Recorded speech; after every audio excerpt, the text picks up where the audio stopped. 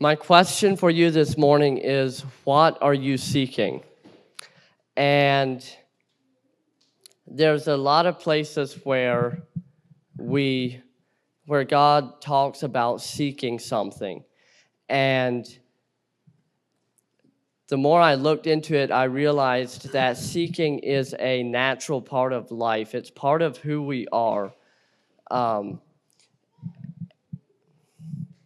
And so we're always seeking something. Like there's something in us that always wants, that's always looking for more or to be better or for like something bigger than ourselves. So Matthew 6 verse 33 is a verse that we probably all know. It says to seek first the kingdom of God and his righteousness. And then if we do that,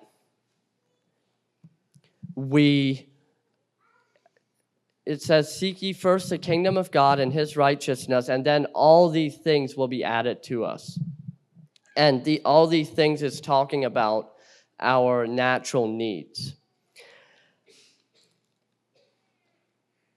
Something interesting happens in the way we're created. If we start looking for something, we notice what we look for.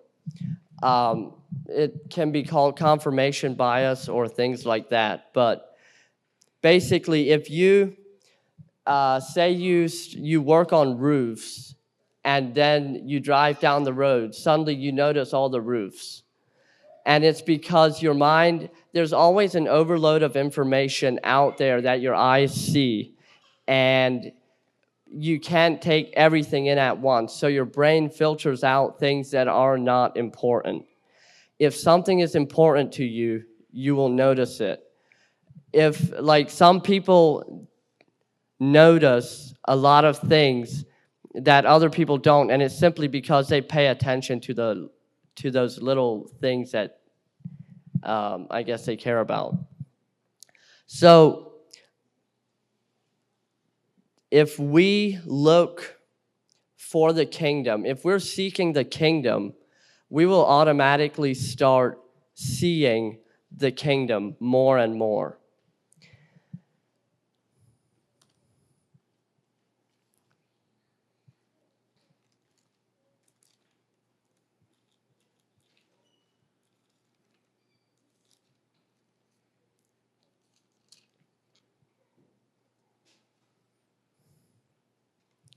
Matthew 5, verse 8 says, "Blessed are the pure in heart, for they shall see God."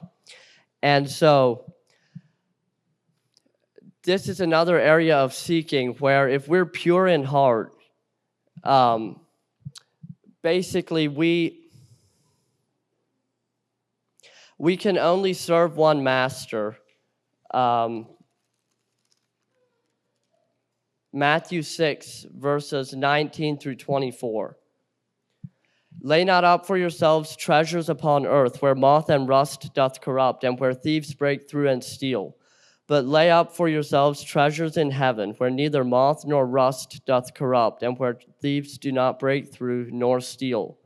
For where your treasure is, there will your heart be also. The light of the body is the eye. If therefore thine eye be single, thy whole body shall be full of light. But if thine eye be evil, thy whole body shall be full of darkness. If therefore the light that is in thee be darkness, how great is that darkness? No man can serve two masters, for either he will hate the one and love the other, or else he will hold to the one and despise the other. Ye cannot serve God and mammon." And so we can only have one master. And if our seeking is coming from like a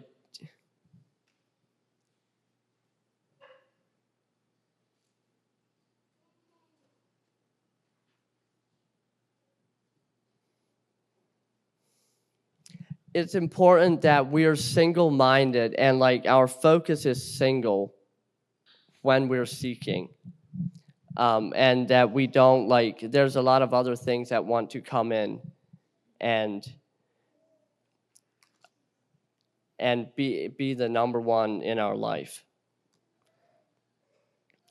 Something that I thought was interesting was that there's a lot of breakthroughs and like innovations that have happened in history, but a lot of those, or all of them, like they don't happen without a period of seeking first. Like someone is trying to go farther and do something more, and then eventually they find it and they discover something or uncover something, and life is made easier.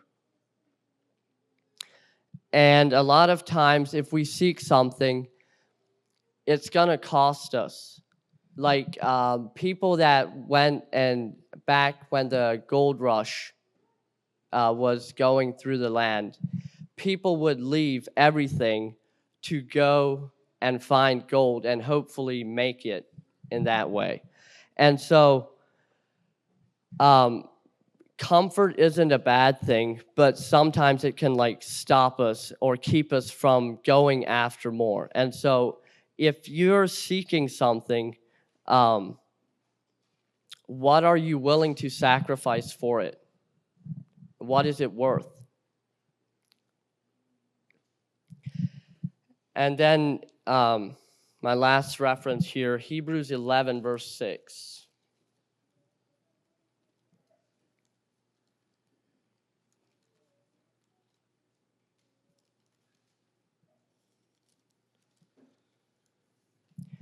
It says, "But without faith it is impossible to please him. For he that cometh to God must believe that he is, and that he is a rewarder of them that diligently seek him." And so that's a beautiful promise of how if we seek God, he will reward us. And it won't be an empty pursuit, and it won't turn around to bite us.